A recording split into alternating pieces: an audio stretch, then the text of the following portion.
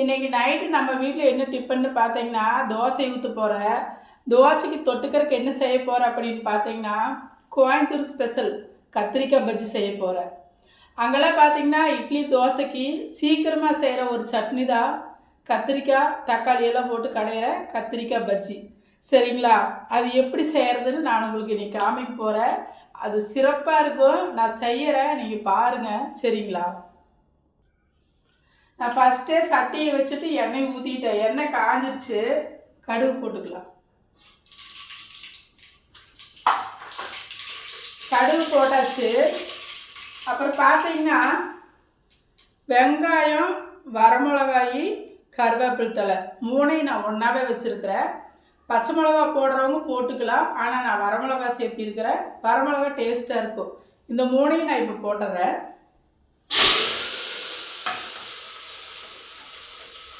வெங்காயம் வணங்கிட்டு பார்க்கலாம். இப்போ வெங்காயம் நல்லா வணங்கிடுச்சு. அடுத்தது பார்த்தீங்கன்னா தக்காளி போட போகிறேன். இங்கே பாருங்க, தக்காளி எனக்கு சட்னி கொஞ்சம் நிறைய வேணும். அதனால் நான் ஒரு 5-6 தக்காளி அரிஞ்சிருக்கிறேன். தக்காளி போட்டுக்கலாம். தக்காளி பார்த்தீங்கன்னா எண்ணெயிலேயே நல்லா வணங்கிடணும். வணங்கிட்டு காமிக்கிறேன்.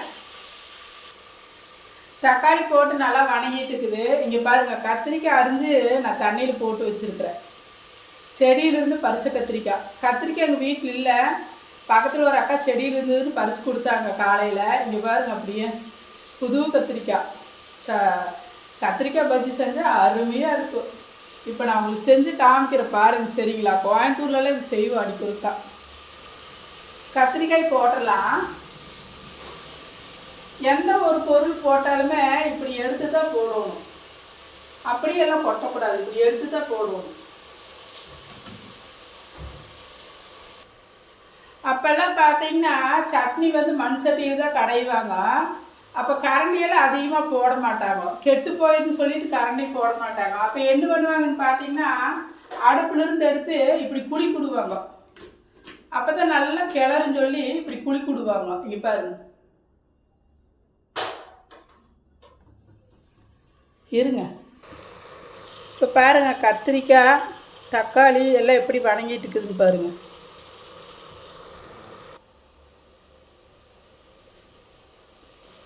இப்போ தக்காளி எல்லாம் நல்லா வணங்கிட்டு இருக்குதா? கொஞ்சமாக மஞ்சத்தூள் போட்டுக்கலாம். அப்புறம் பார்த்தீங்கன்னா கொஞ்சமாக உப்பு போட்டுக்கலாம். உப்பு போட்டு நல்லா கிளறி விட்டுடலாம். நல்லா கிளறி விட்டுருவோம். காமிக்கிறேன் பார்த்தீங்களா எப்படி வணங்கிட்டு இருக்குதுன்னு. இப்போ பார்த்தீங்கன்னா வேணுங்கிற அளவு நான் தண்ணி ஊற்றிட்டேன். இப்போ இது மூடி வச்சிருவோம். இந்த கத்திரிக்காய் பஜ்ஜி செய்கிறதுக்கு பார்த்தீங்கன்னா அதிகமாக எந்த பொருளும் தேவைப்படாது.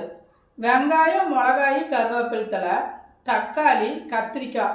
வேணுன்னா நீங்கள் ஒரு உருளைக்கிழங்கு வெட்டி போடலாம். இன்றைக்கி நான் போடல, கத்திரிக்காய் மட்டும்தான் போட்டுக்கிறேன். இதுக்கு அதிகமான எந்த பொருளுமே தேவை கிடையாதுங்க. சிம்பிளான ஒரு சட்னி. கோயம்புத்தூரில் செய்கிறது இது எங்கள் பாட்டியெல்லாம் செய்வாங்க. அருமையாக இருக்குது. இட்லி தோசைக்கெல்லாம் வச்சு சாப்பிட்டோம்னா சூப்பராக இருக்கும். சிம்பிளான ஒரு சட்னி இது. பொருள் எதுவும் தேவையில்லை, அதிகமாக இது தேவையே இல்லை.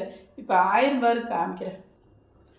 இப்போல்லாம் பார்த்தீங்கன்னா இட்லி தோசையெல்லாம் நம்ம அடிக்கொருக்க செய்கிறோம். கிரைண்டரெல்லாம் இருக்குது. ஆனால் எங்களுடைய சின்ன வயசில் அதெல்லாம் கிடையாது. ஆட்டாங்கல்ல தான் மாவாட்டணும். அதனால் பார்த்தீங்கன்னா ஒரு நோம்பி, ஒரு கோயில் விசேஷம், தீபாவளி, பொங்கல் இந்த மாதிரி தான் எங்கள் வீட்டிலலாம் இட்லி சுடுவாங்க. அதிசயமாக இருக்கும். அந்த இட்லி பலகாரமாட்டம் நினைப்போம் நாங்கள். எங்களுடைய சின்ன வயசில் இட்லியெல்லாம் நாங்கள் அப்படி தான் சாப்பிட்ருக்குறோம். இப்போ நம்மளாம் அடிக்கொருக்கா சாப்பிட்றோம். என்ன சொல்கிறதுன்னு தெரில.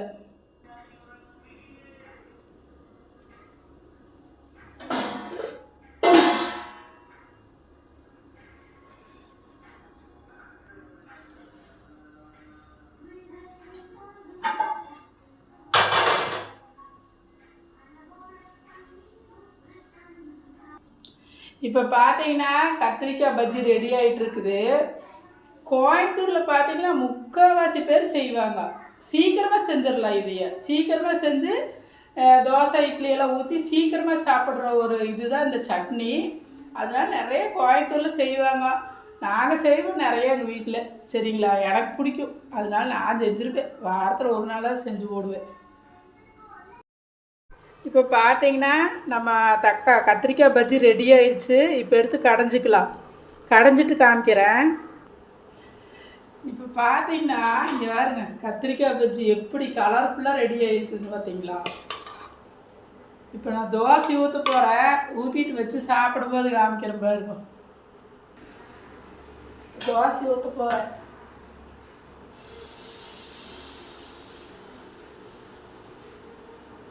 தோசை அருமையாக வந்துவிட்டது.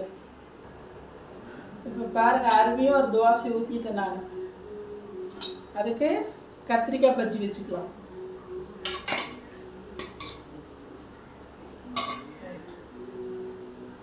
எனக்கு ரொம்ப பசிக்குது, அதனால் எங்கள் வீட்டுக்கார் தோசை ஊற்றுறாரு, நான் சாப்பிட போகிறேன்.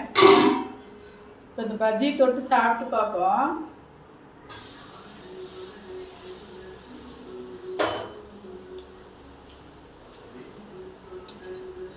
என்னத்த சொல்கிறதுனே தெரியல. அருமையாக இருக்குதுங்க. சும்மா நான் செஞ்சுட்டு அப்படிங்கிறக்காகலாம் சொல்லலை. நல்லா இருக்குதுன்னா நல்லா இருக்குதுன்னு சொல்லுவோம், நல்லா இல்லைன்னா நல்லா இல்லைன்னு தான் சொல்லுவோம் நான். சரிங்களா.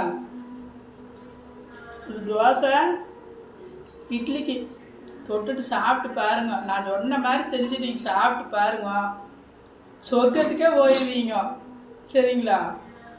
நான் என்ன பண்ணுவேன்னா, சாப்பாட்டுக்கு ஊற்றி சாப்பிடுவேன். எனக்கு ரொம்ப பிடிக்கும். சாப்பாட்டுக்கு ஊற்றி சாப்பிடுவேன். எனக்கு ரொம்ப பசிக்குது, நான் சாப்பிட்றேன். எப்போன்னு சொல்கிறது தான், சாப்பாட்டெல்லாம் வேஸ்ட் பண்ணாதீங்க. இன்றைக்கி நைட்டு பார்த்தீங்கன்னா நம்ம வீட்டில் தோசை, கொங்கு நாட்டு ஸ்பெஷல் கத்திரிக்காய் பஜ்ஜி செஞ்சுருக்குறோம். நீங்களும் உங்கள் வீட்டில் செஞ்சு பாருங்க, அருமையாக இருக்குது. சரிங்களா. பாய்.